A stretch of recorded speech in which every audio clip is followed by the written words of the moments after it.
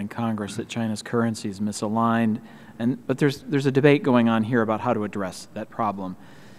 And in 4 weeks, you're scheduled to submit the biannual report on China's currency practices. And the last report was almost 3 months late, and I believe that's unacceptable. That greatly complicates Congress's efforts to develop the correct response to deal with the lack of progress we've seen in this administration on this issue. I hope you can assure us today that this report will be issued in a timely manner in October. Do you want me to respond to that? Just briefly. Yeah. And I have more I'd like. Do you believe the report can be issued in a timely manner? Absolutely in a timely manner. All right. Thank you. Before Senate banking this morning, you set out 2 tests that any legislation must meet. And first, you said it must be consistent with our international obligations. And second, you said it must be effective, that it must result in more benefit than harm. And I agree.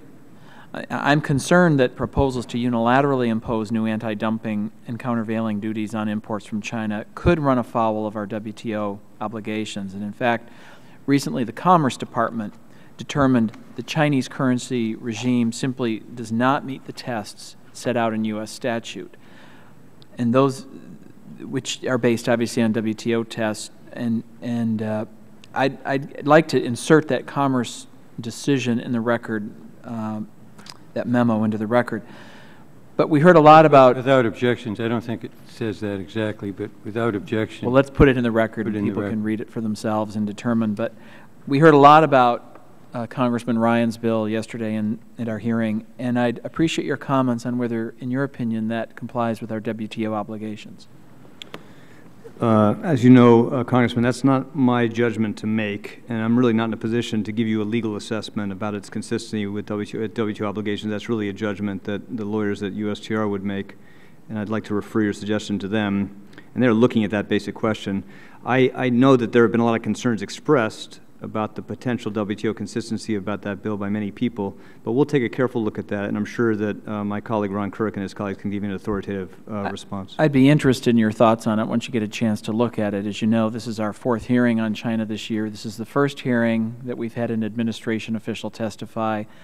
It's very frustrating to have that answer, I realize, but we don't have Ron Kirk or the Secretary of Commerce here. We have not ever had the trade representative before this committee. We've never had the Secretary of Commerce before this committee to ask those questions. So you're the only administration official I can ask. So if you could take that message back and try to get an answer on that, I think it would help us in our deliberations on whether that's the right direction to go in or not, because obviously the stakes are high. Right.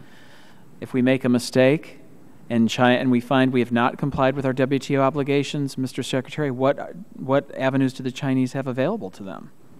Well, I believe, Congressman, that any approach we adopt that is inconsistent with our internal obligations would be ineffective, creates no incentive for China to change the practices we're concerned about. But that is a necessary but not sufficient condition for legislation, because as I said this morning, as you reminded us, it has to be both consistent with our obligations and it has to be effective, meaning we have to be confident that if we deploy it, it's going to offer more benefits in terms of expanded market access than it is risks to loss of economic advantage. And that's going to be a very difficult balance to strike, and I suspect we're going to find that a hard thing to agree on among ourselves. Lots of people are going to have different views on that, but we have to be careful in how we approach this so we get it right. What we don't want to do is an approach which is going to end up leaving us with no more effective tools than we have today. Well, and also the Chinese would have, action they could take, could they not, if it were found not to comply with our WTO obligations? And what would some of those actions be available? Well, you've seen them, of course, and that is one reason why we are in the midst of. Well, I won't go into detail on it, but now of course we face that risk no matter what. China will continue to put enormous pressure on U.S. companies not to support these measures. China will continue to find ways to retaliate even when we're taking actions we think are perfectly consistent with our obligations. So we're not going to let that deter us if we think, in our judgment, it's consistent and makes sense and is a good, effective approach.